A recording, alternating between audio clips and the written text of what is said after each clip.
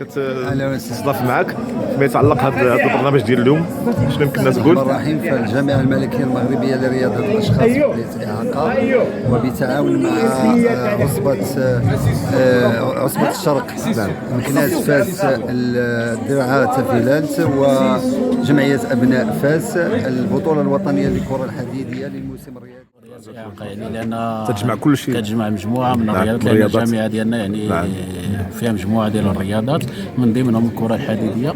اليوم كنتواجدوا بالنادي الرياضي الفاسي للكره الحديديه في اطار البطوله الوطنيه اللي كتنظمها الجامعه الملكيه المغربيه.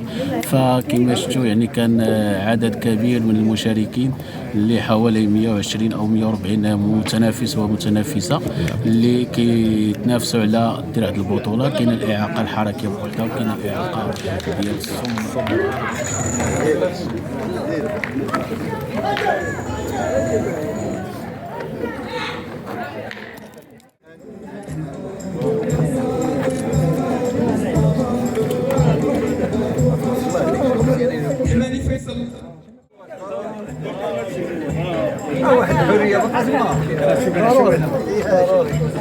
شكرا عديد. دائما مع افضل نادي ابناء فاس الفائزين بهذه البطوله الوطنيه الكبير فريد.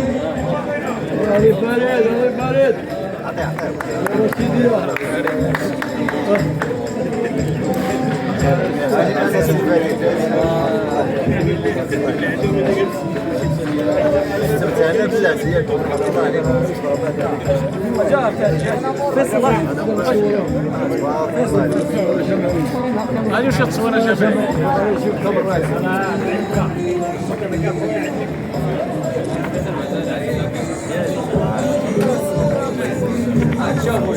اما المرتبه الثانيه فاتت بنصيب الجمعيه.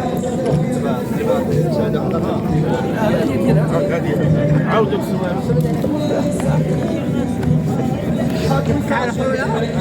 رياضه الاشخاص ذوي الاعاقه.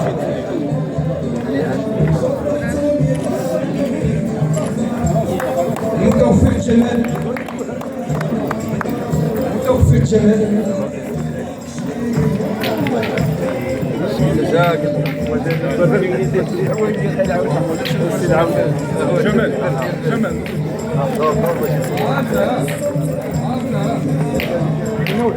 دائما في المرتبة الثانية بن عماد زائد.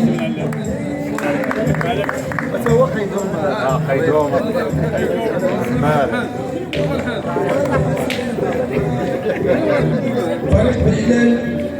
يدين دائما أبطال نادي الجمعية السنوية.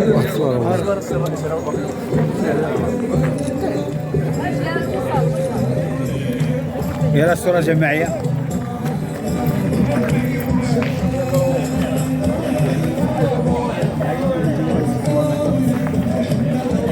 يلا سيدي شوفي.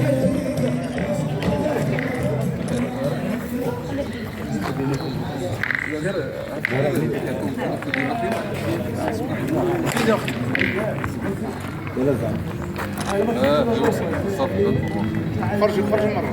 ايوه صف. شكرا.